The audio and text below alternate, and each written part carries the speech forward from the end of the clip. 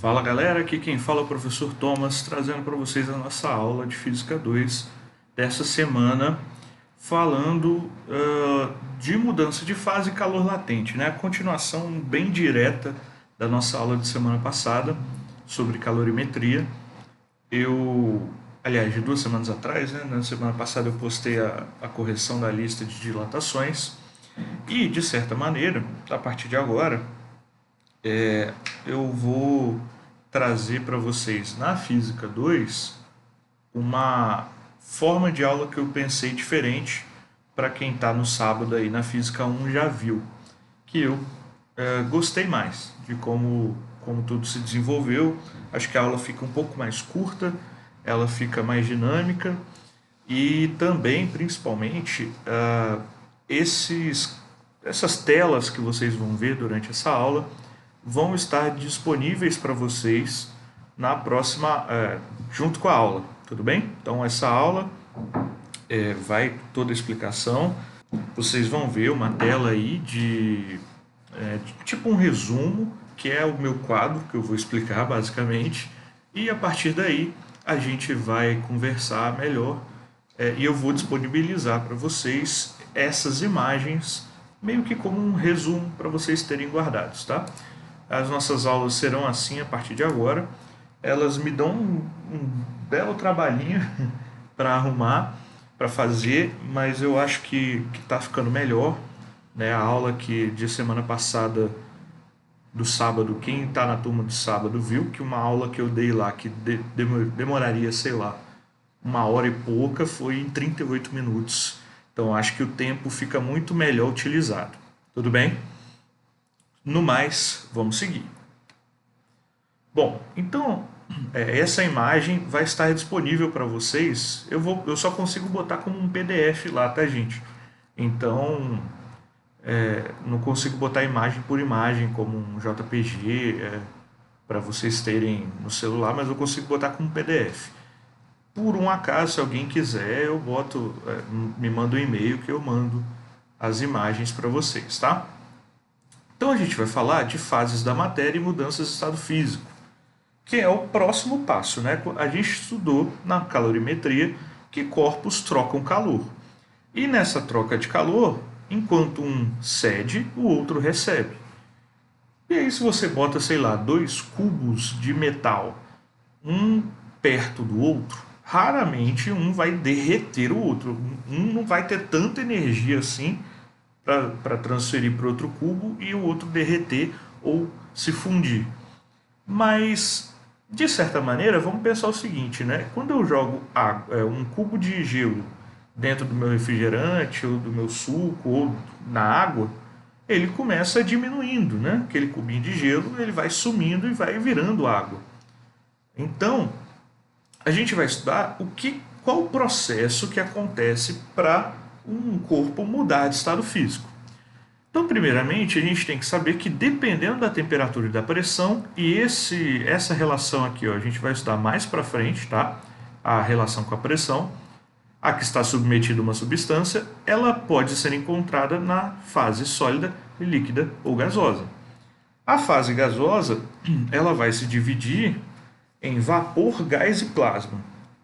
Não vou entrar tanto em detalhes agora, porque, principalmente nos gases, nós teremos uma aula só de gás. A gente vai ter uma área de estudo, uma área de estudo só sobre gases, tá, gente?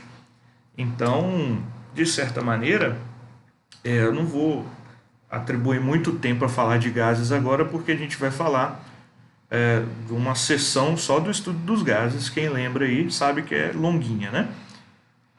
Então, a fase sólida é quando nós temos os átomos ou moléculas que compõem uma substância bem ligados por uma força atômica, ou no caso interatômica e intermolecular.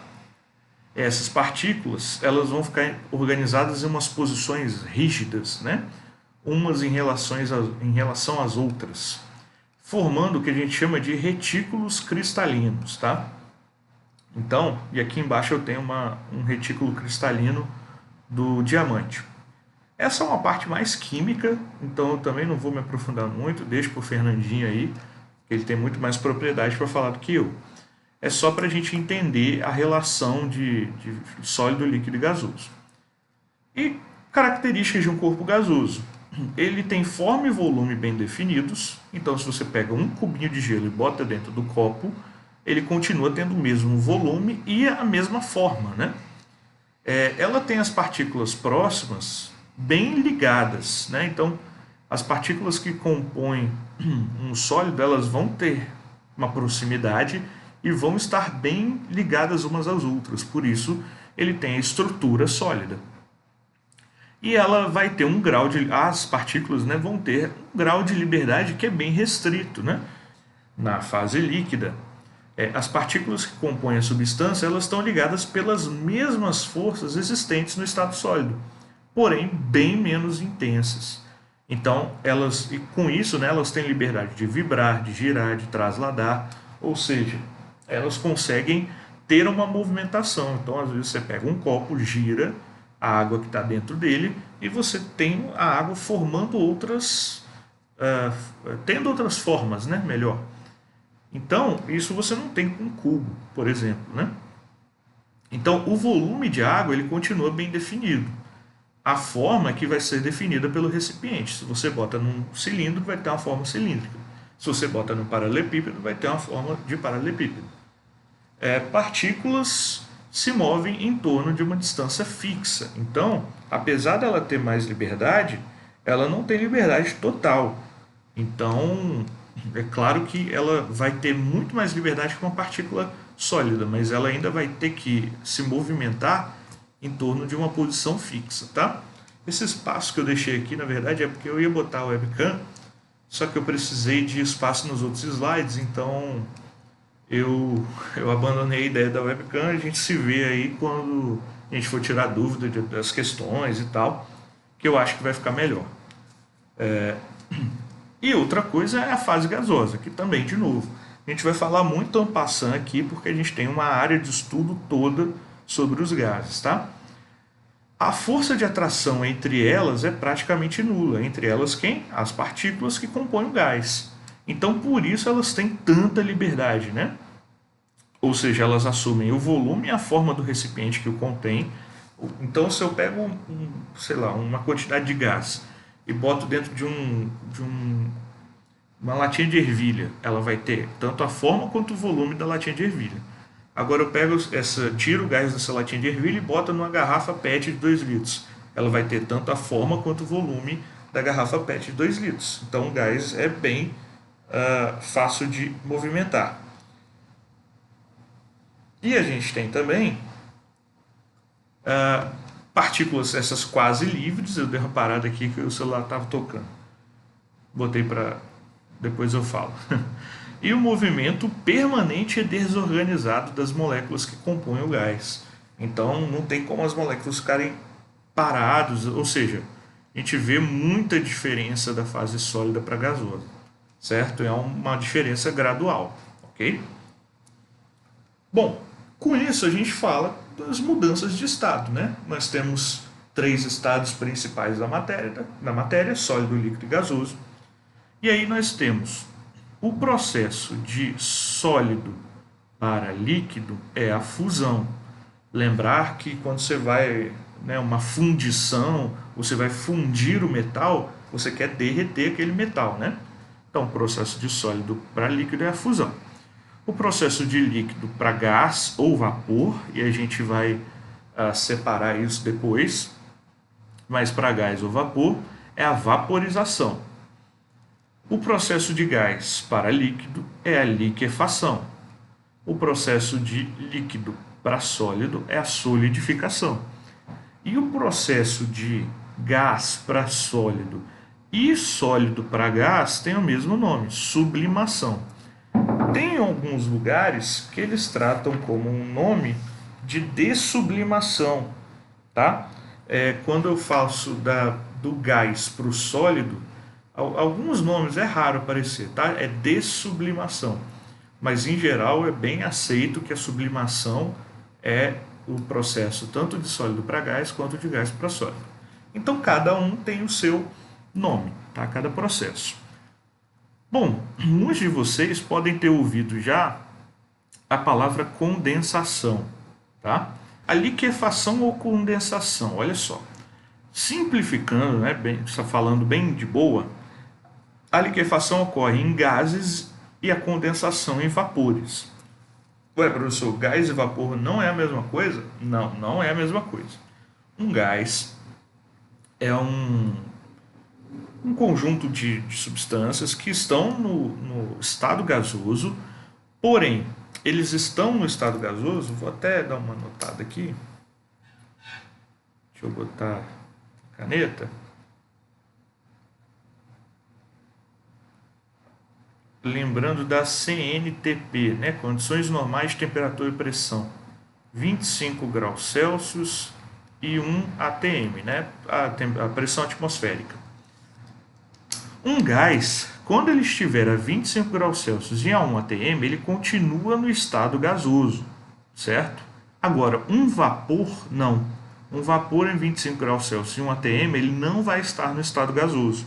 O vapor d'água, por exemplo, a gente chama de vapor d'água e não de gás de água, porque a água a 25 graus Celsius e 1 atm não está na fase de gás, está na fase de líquido, certo? Então essa é a diferença. Um gás ele é sempre gás, independente da temperatura e pressão.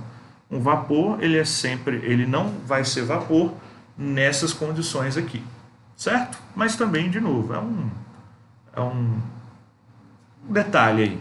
Não precisem gravar. Nossa, eu tenho que gravar isso, não, é só para saber por que a gente diferencia. E a vaporização, aqui eu botei o é bom saber, que a vaporização ela pode ocorrer de 3 formas. A evaporação, a ebulição e a calefação, tá? A evaporação fala que a gente tem uma mudança de fase líquida para gasosa em temperaturas abaixo da ebulição. Vamos pensar o seguinte, né? Você tem uma poça d'água na sua rua aí, que choveu, aí você acorda no outro dia, tá sol, e a poça d'água tá lá. E aí você não saiu de casa aquele dia, aí você olha na janela um pouco, tá um pouquinho menor, aí você olha na janela no final do dia, tá um pouquinho menor, aí você acorda no outro dia, às vezes ou nem tá lá, ou ainda tá um pouco menor, então a poça vai diminuindo. E a gente já tem por conhecimento aí, né, comum, vamos dizer assim, senso comum, que aquela água está evaporando. Mas para ela evaporar, ela não precisa ferver, né? Você não vê a poça d'água criando bolhas e fervendo. Esse processo de mudança de fase, né, de evaporação, ele ocorre abaixo da temperatura de ebulição, pegando a água que está na parte de cima da poça, quando ela recebe energia térmica, tanto do sol, do ambiente, por aí vai, então ela vai pegar um pouquinho de energia térmica e essas partículas mais acima, elas vão conseguir se liberar e virar gás. Ainda também que elas podem estar vibrando e passando energia para outras partículas que estejam ainda na parte de cima, certo? Agora, é muito mais lento esse processo, né? Então, ele ocorre no nosso cotidiano, a gente está muito acostumado. A evaporação é o que tira lá das roupas, quando a gente bota a roupa para secar, né, o gás evapora e a roupa não ferve, certo? A gente tem a ebulição, que essa é a mudança da fase líquida para gasosa a uma temperatura bem definida, né? Então, quando a gente fala que lá nas escalas termométricas, que a temperatura de ebulição da água é de 100 graus Celsius, essa temperatura é bem definida na CNTP, tá? A calefação é uma mudança muito rápida devido ao contato direto com uma fonte de calor de alta temperatura, que é você pegar uma chapa quente ou uma panela que seja muito quente e jogar gotas d'água ali. Você tem aquele tss, né? Aquela evaporação repentina. A gota d'água, quando você joga, ela cria uma camadinha de vapor entre a gota e a panela e por isso que ela fica meio que pulando, né? Então a gente tem 3 processos de vaporização: evaporação, ebulição e calefação. E a gente tem o calor latente, tá? Uma substância, quando ela é pura, e aí, quando a gente estiver fazendo as questões, Quase 100% dos casos a gente vai considerar que a substância é pura, tá? Durante uma mudança de fase, ou uma mudança de estado físico, ela mantém a sua temperatura constante. Ou seja, se você bota um cubo de gelo dentro do copo, esse cubo de gelo está a menos 5 graus Celsius. Quando ele chega a 0 graus Celsius, que é a temperatura de fusão do gelo ou da água, né? Ele começa a derreter. Ele vai derretendo, derretendo, derretendo, derretendo. Só que enquanto tiver um pedacinho de gelo dentro daquele copo, a temperatura daquela água estará em 0 graus Celsius. Ou seja, para haver uma mudança de fase, os átomos precisam ganhar ou perder energia. Então, primeiro, o cubo de gelo ele ganhou energia para aumentar a temperatura dele, de menos 5 até 0. Depois ele vai usar essa energia que ele continua ganhando para mudar o estado físico, certo? Ou seja, não vai sobrar energia, entre aspas, para ele aumentar a temperatura. No caso, por isso, durante essa mudança a gente vai ter um salto, né? A gente tem um salto de energia. E durante esse salto você não tem mudança de temperatura, tá? Essa quantidade de energia que eu preciso para fazer uma mudança de fase é o calor latente.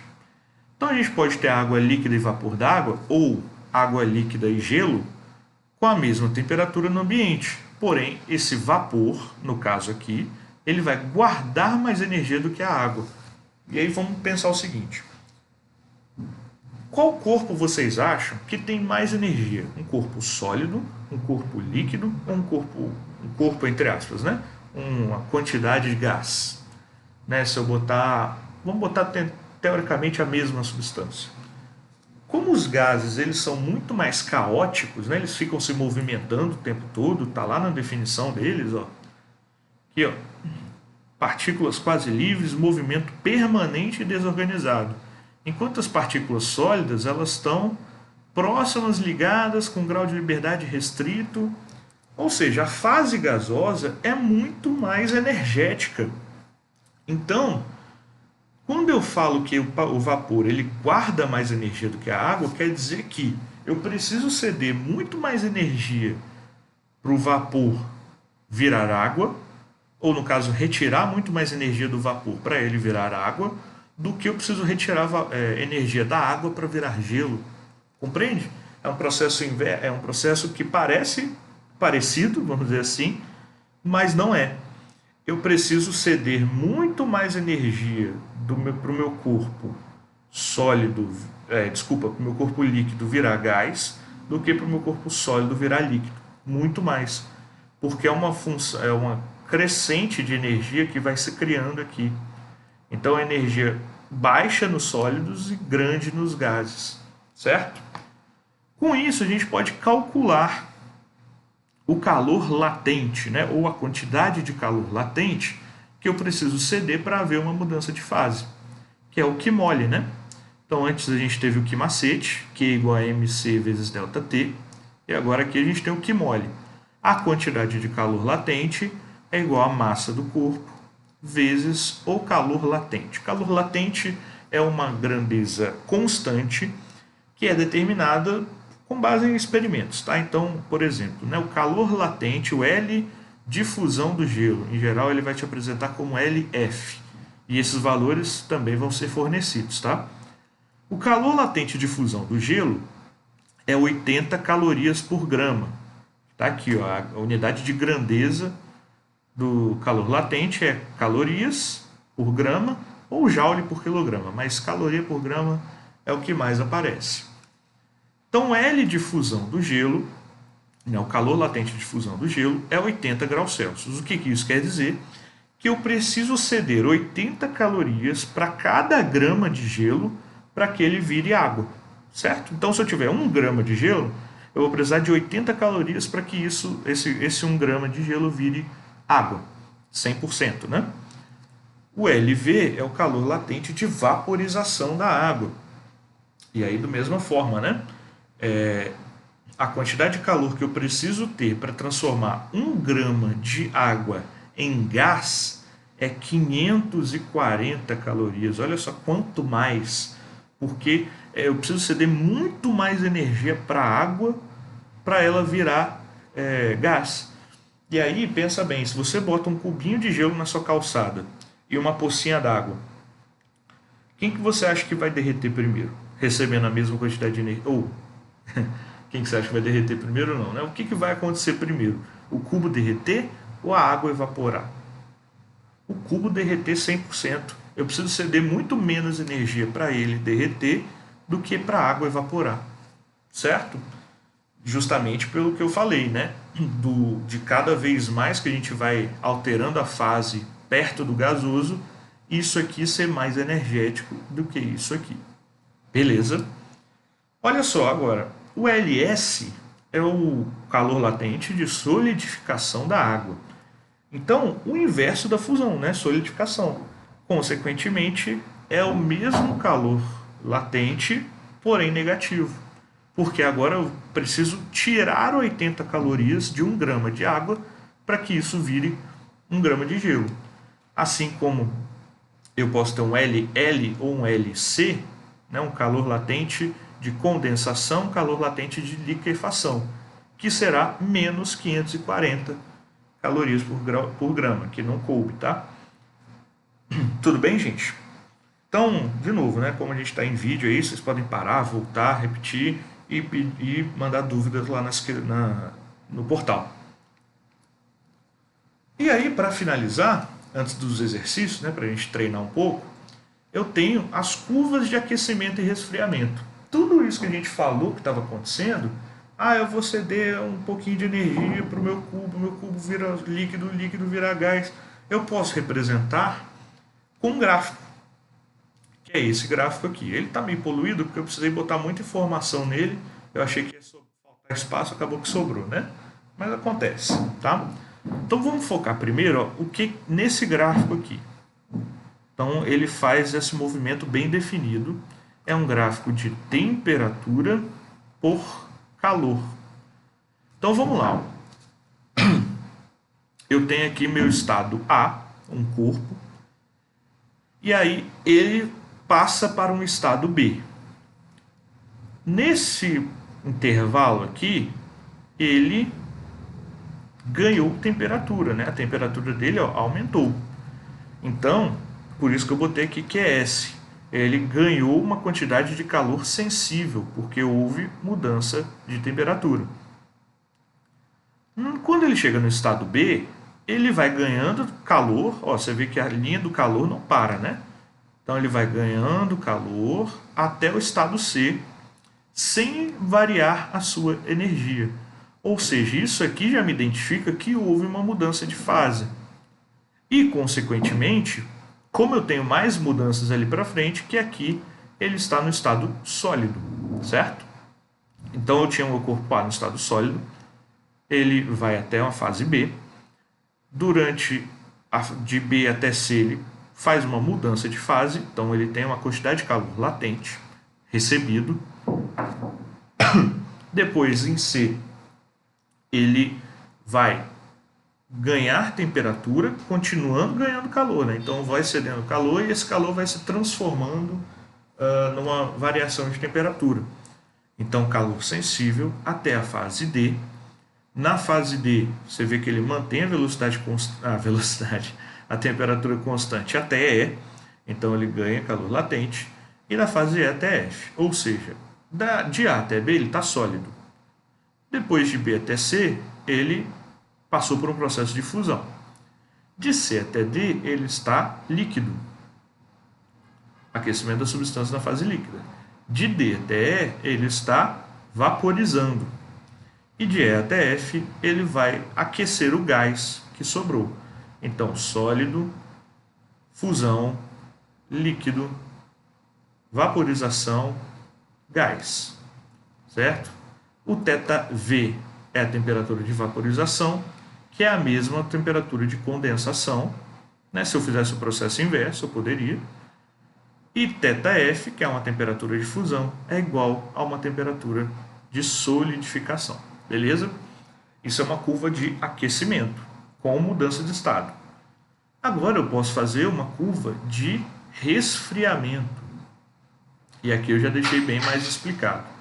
Então, tem um corpo gasoso, ele perde calor, você vê que a temperatura dele vai diminuindo, então esse Q aqui é o que ele está cedendo, né? Não é o que ele está ganhando. Ele não ganha calor para fazer isso. Então ele cede calor, então passa do estado gasoso até uma mudança de fase, uma condensação ou liquefação, para a fase líquida. Da fase líquida ele solidifica, sempre perdendo calor, sempre aqui, ó, ele está perdendo calor o tempo todo. Esse é o calor cedido por ele, só que tem horas que a temperatura dele permanece constante. Ok? A gente vai treinar um pouco algumas questões para a gente saber como isso vai aparecer. E agora sim as questões ficam mais desafiadoras de calorimetria, né? Então vamos lá. Exemplo 1. Deixa eu até botar aqui, ó. 1. Misturam-se 50 gramas de gelo a 0 graus Celsius. Então, vamos lá. Massa do gelo. Aqui eu aconselho a separar todos os dados, tá? 50 gramas. Temperatura 0 do gelo. É 0 graus Celsius. Com a massa de água de 200 gramas a 30 graus Celsius. Então, temperatura 0 da água é de 30 graus Celsius. E um calorímetro com capacidade térmica desprezível, ou seja, o calorímetro não irá interferir, né, no que vai acontecer. Determine a temperatura de equilíbrio térmico, sabendo que o L de fusão do gelo é 80 calorias por grama e que o calor específico da água é 1 caloria por grama graus Celsius. Então, separei todos os dados.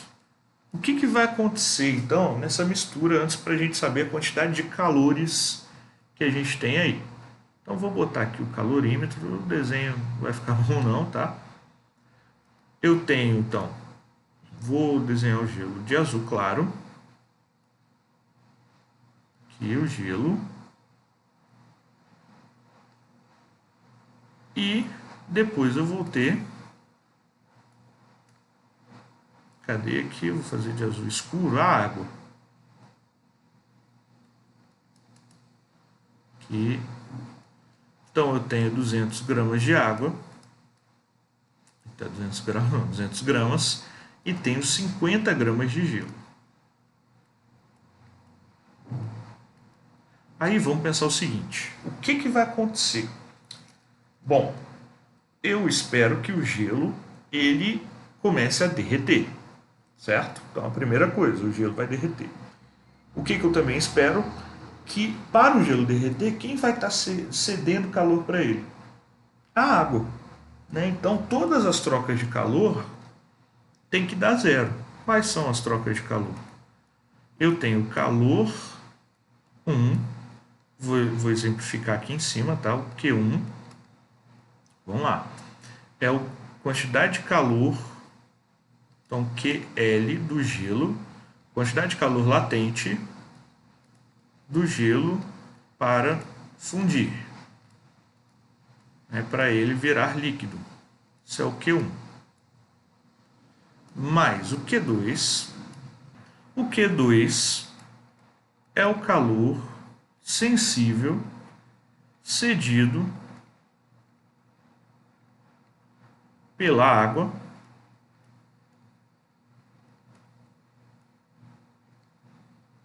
a 30 graus Celsius para o gelo. Então, calor cedido pela água para o gelo. E eu tenho um Q3, que é o qual? É outro calor sensível.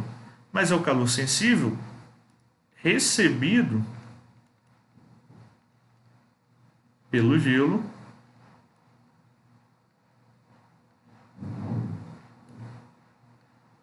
vou botar aqui entre parênteses, está esse gelo que foi derretido, essa nova massa de água, mas é só para eu não escrever água ali, vocês confundirem, tá? Então, recebido pelo gelo derretido para ir de 0 graus Celsius, lembra, a temperatura de equilíbrio. Então, olha só. Vai ficar apertadinho, mas cabe. Equilíbrio. Então, olha só, vamos lá de novo. Eu tenho gelo a 50 gramas, a 0 graus Celsius. Esse gelo vai derreter todo e virar uma massa de água de 50 gramas. Porém, essa massa de água de 50 gramas também estará a 0 graus Celsius. Lembra, durante o processo de mudança de fase, eu não tenho variação de temperatura. Então, eu preciso saber o Q1. Quanto a quantidade de calor que o gelo recebeu para se fundir. 2. A quantidade de calor que a água cedeu para o gelo fazer isso. Desculpa. 3. A quantidade de calor recebido pelo gelo que depois foi derretido para ele ir à temperatura de equilíbrio. E a soma disso tudo aqui tem que dar 0. Então vamos lá, vamos seguir a ordem que eu escrevi aí.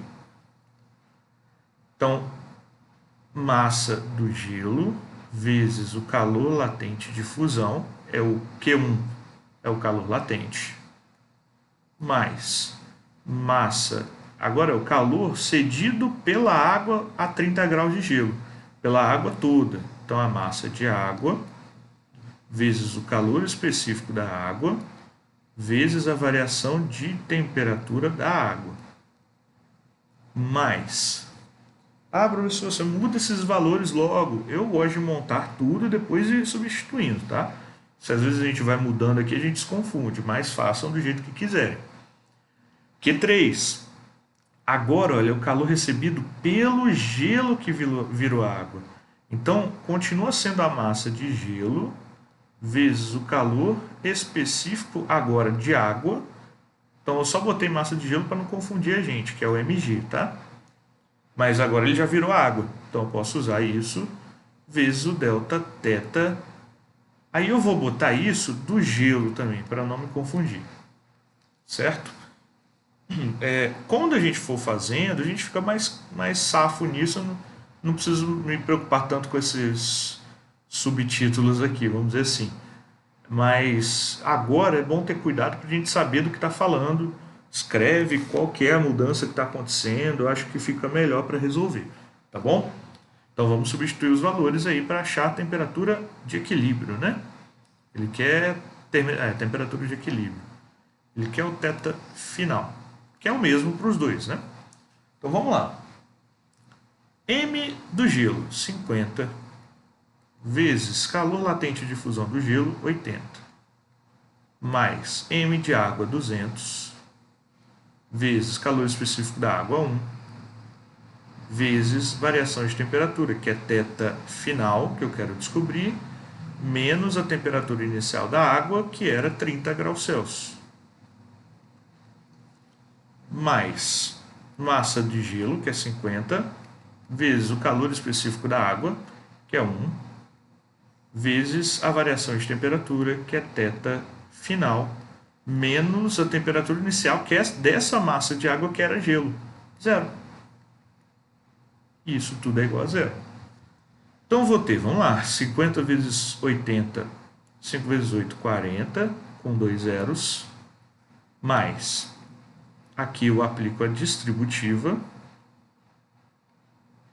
então vou ter 200 θf,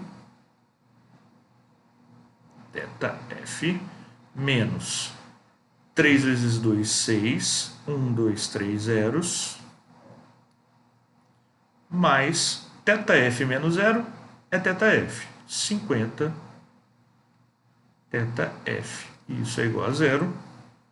Então eu vou ter que,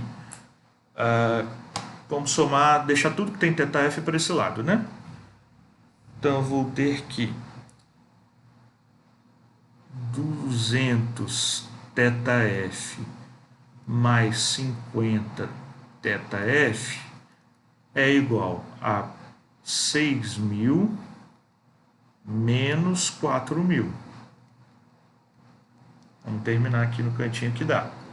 250 θf é igual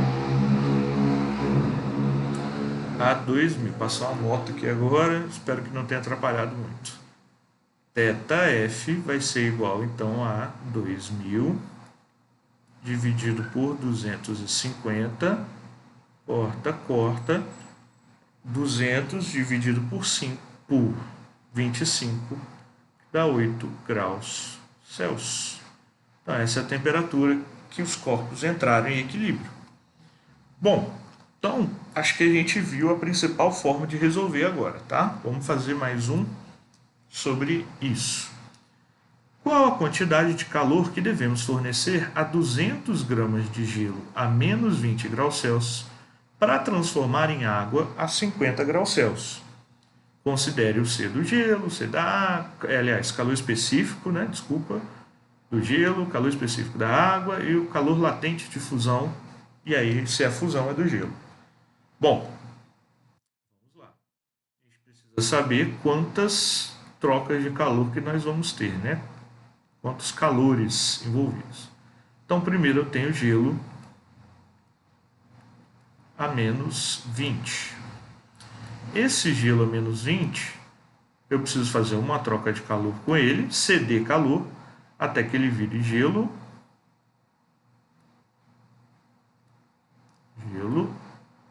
a zero. Gelo a 0 grau. Depois que ele passa de ser gelo de 0 grau, ele precisa fazer, né, precisa se fundir. Então, e depois que ele se funde, ele passa a ser água. E aí eu quero que aquela água desculpa, gente, é o sono normal. Água, não, a água é aqui. Água que está a 0 graus Celsius passe a ser água a 50 graus Celsius. Então, quantas trocas de calor aí a gente vai ter? Bom, aqui a gente vai ter um calor sensível.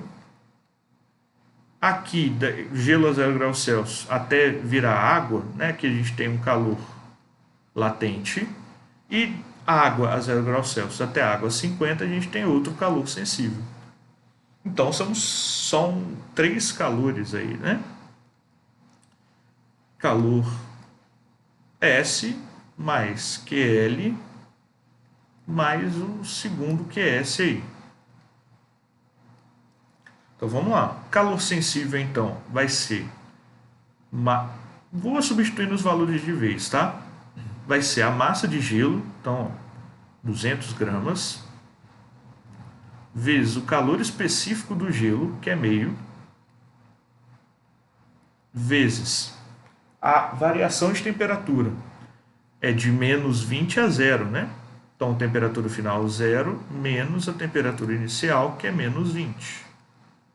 Mais o calor latente, que é M, 200, vezes L, 80, mais o calor sensível para ir de 0 até 50, né? Então, massa continua sendo a mesma, a gente não trabalha com evaporações por enquanto, vezes o calor específico agora da água, que é 1, vezes a variação de temperatura final menos inicial, isso dá 0. Olha aí que bonito. Olha que legal. Bom, então, né, qual a quantidade de calor devemos fornecer para que isso aconteça? Então a gente vai ter o quê? Aliás, então isso tudo, né, a soma desses calores vai dar o calor. Aqui não vai dar 0, porque eu não estou comparando com trocas externas, né? Eu não estou querendo saber quanto que esse cara teve que ceder. Eu estou querendo saber qual o calor total. Então isso é igual aqui. Então vamos lá, 200 vezes meio dá 100. 100 vezes menos com menos dá mais 20. Mais 200 vezes 80 vai dar aqui 16, 1, 2, 3 zeros. Mais 200 vezes 50. Isso aqui. Então, vamos lá, né? 200 vezes 100 vai dar 2.000, mais 16.000, mais 10, 1, 2, 3, 10.000, isso é igual a que vai ser então 16.000, mais 10.000, 26.000, mais 2.000, 28.000 calorias, ou 28 quilocalorias, que é a letra A. Ok, então tá aí, certo? Última questão, para a gente treinar aí, o resto é com vocês. Um estudante de física, a fim de analisar o comportamento térmico de uma substância, realizou um experimento em que forneceu calor a uma quantidade de massa dessa substância, inicialmente na fase sólida. Após analisar os dados experimentais obtidos, inicialmente na fase, ele traçou um gráfico na figura abaixo que mostra o comportamento da temperatura dessa substância em função da quantidade de calor. Sabendo que o calor latente de fusão da substância analisada é igual a, então L, né, de fusão, é igual a 20 calorias por grama, ele calculou os valores da massa, então eu quero saber, né, massa, e do calor específico na fase sólida. Então, que é sólido. E ele obteve os seguintes valores. Bom, vamos lá. Então, da massa. Onde está acontecendo a fusão aqui? A fusão vai acontecer de aqui ele está sólido e daqui até aqui vai ocorrer a fusão.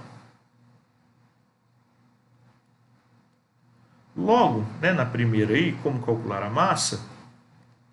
Simplesmente aplicando o calor latente de fusão, né? Foram cedidas 800 calorias, né? Então, 1.200 menos 400 calorias, esta quantidade aqui, para que esse corpo se fundisse. Sabendo que eu tenho calor latente de fusão de 20, eu vou ter então que isso aqui dá 800, né? É igual a m vezes 20. A massa vai ser 800 dividido por 20, 40 gramas. Beleza? E agora eu quero o calor específico na fase sólida. O calor específico na fase sólida, vamos ver o seguinte. Para ele variar em 25 graus a temperatura, eu precisei ceder 400 calorias. Então, para achar o calor específico, eu tenho que aplicar o calor sensível. O que macete. Ou, é porque eu falo que macete, mas a gente começa a usar teta. O que, então, vai ser 400. A massa, agora eu já descobri, são 40 gramas. O calor específico que eu quero descobrir, vezes a variação de temperatura, que é de 25. Bom, um zero vai embora, porque está todo mundo se multiplicando. Sobra 4. O 4 vai embora com 40, que sobra 10. No final, vou ter 10 igual a 25 vezes C. O C vai ser igual a 10 sobre 25. Dividindo vai dar 0,4 calorias da letra D, que eu nem consigo marcar aqui porque fica no meio do negocinho, tá? Mas letra D. Certo, gente? Com isso, então, acho que deu para ter uma boa ideia do que se trata. Eu vou tentar trazer as aulas com conteúdo menor para a gente poder treinar mais, fazer mais questões, para vocês terem uma ideia melhor de como fazer. E no mais, eu acho que a gente já falou tudo que tinha que falar. Espero vocês na próxima aula, tá? Estou com saudade de todos, mas acho que, né, vai demorar um pouquinho para a gente se rever. Então, até a próxima. Falou, valeu!